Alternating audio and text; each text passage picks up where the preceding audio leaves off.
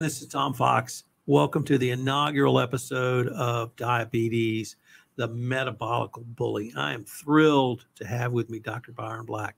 First of all, Byron, thank you so much for sitting down for this series. I'm greatly looking forward to it. I'm glad to be here. Byron, could you tell us a little bit about your academic and professional background, noting that you have a PhD, and I'm a professor's kid, so I'm always notice folks with PhDs. Tell us a little bit about your academic background. I started out in '96 at Schreiner University, where I obtained my Bachelor's of Arts in Exercise Science. And in 2016, I decided I won't, we're not live, are we? We're live. 2006, thank you. I decided I wanted to get my master's. And so I went and got my master's in exercise science. And I thought I was done with my education until 2010, when I stumbled upon this program at the Rocky Mountain University in Provo, Utah, for a PhD in health promotion and wellness. And it fit into my life because it was a hybrid program where I could still work full time and go to school. And so I signed up and completed that in 2020. Let me go back to your undergraduate degree at Schreiner. Where'd you grow up? I grew up in Louisiana. What brought you to Schreiner? After I retired from the military, from the Air Force, my parents had moved here to Ingram. And when I retired out, I only had 16 days. I was stationed in England, and I had 16 days to get out of England, basically. And so I came back here, and with the idea that I would look for jobs and move away eventually. But Schreiner, I got the offer to go to Schreiner and took it and just fell in love with the hill country. What was the highest rank you achieved in the Air Force? I was a sergeant. And what was your specialty? I was a ground radio technician. And you mentioned being stationed in England. Any other overseas stations? I did some time in Spain, did some time in Italy, in Germany. Those were very short stints. But England was my main area. And coming down here to the hill country, I lived here a little over 2 years. I fell in love with it as well, but I did when I was a little boy. And I always said if I could move back out here, I would. And I did. Can you tell us a little bit about your professional career during the time you got your master's and then even your PhD? What were you doing? In 2004, I started working for the Air Force again, up in Minot, North Dakota, at Minot Air Force Base, and got a chance to move to Dias Air Force Base in Abilene. And that's where I really started my career, because I was temporary in Minot, but when I got to Dias, I was permanent full time. And I was the base exercise physiologist. So I helped the airmen with their health and fitness and passing their fitness test. And then that's where I started working on my master's. And then my wife and I, who I met at Dias and married her there, she was my boss, job security. And we got stationed at Lackland. And so I finished up my master's there and kept working that, and decided that I wanted to get my PhD, and then started that process. But in 2015, I resigned from the Air Force and worked on my PhD full time and dedicated everything to that. And then once I finished my PhD, I decided to open up the medical fitness clinic here. So let me ask you about your time as a fitness director working with airmen. It strikes me you were a little bit older than a typical airman at that time. Right. How did they relate to someone older than themselves, really helping them with fitness? Were they open to it? Is that part of the culture of the Air Force? Yeah, they were very open to it because, one, a lot of your senior NCOs and senior officers are older, and they are accustomed to taking directions from them. And two, I think the biggest thing was that I was there to help them. They were having health and fitness problems, and they knew that I was there to help them and help them overcome whatever they were having problems with. And so I was very well received by the whole base, every rank and every gender. So did this fitness take a holistic approach? And I will tell you why, because it sticks with me to this day. When I was in ninth grade, I had a basketball coach who taught health. And the first day he told us and wrote on the board that health is a state of mental, physical, emotional, and spiritual well-being, and not just the absence of disease. And that was 1971. And that's how powerful it was. I can still quote it to this day. And it's the first time I had ever heard that concept. Is that the type of concept you were trying to get across in the Air Force? I know you do that now, but has your thinking evolved in that, or did you move to that early on? When I was working with the Air Force, I was one component of that. So yes, the base had that holistic approach, but I was the fitness component.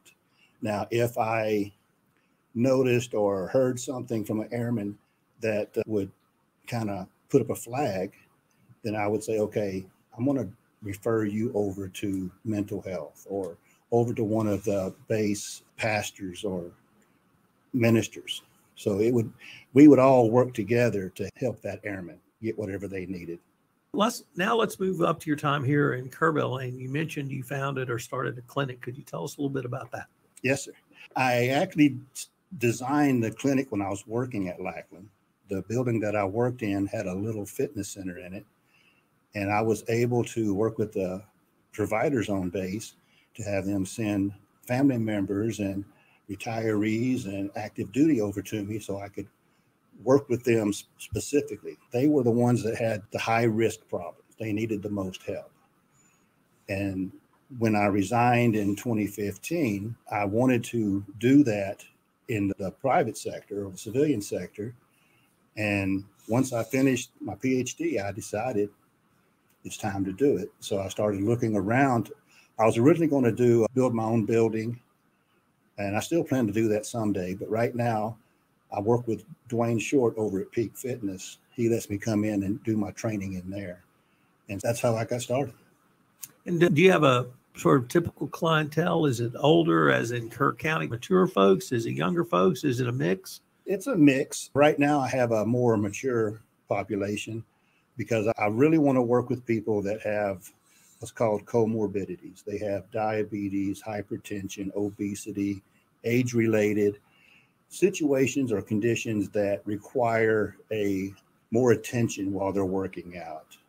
I have to know stuff like what the contraindications are for that condition, for exercise or medications. And so that's the group of people that I work with that need that extra attention. The work you do, does it move towards this holistic approach that we've alluded to a little bit earlier? Or are you still one component of what you see as that picture? I'm still just one component. That's pretty much all I am in the wheel of holistic. I don't really know any mental health providers or religious people, spiritual leaders here. So I'm just one little pie. One little piece of the pie. Yeah. Let me turn to diabetes. Okay. And diabetes is really, I don't want to say a national disease or illness in the United States, but its impact is as broad as, frankly, any other disease I can think of. Do you have any idea of the national scope of the problem, or maybe Texas or some other numbers you could share with us? I know in the U.S., the number has increased significantly over the years. Back in 1985, when they first started keeping track of it, we were really low. But now in 2018, we're up to 34.2 million, or at least 10% of the population. And that's 2018. We're in 2023, so I imagine those numbers are probably off the chart by now. And what are some of just, if I can say it, devastating effects of diabetes? Just having diabetes can be that.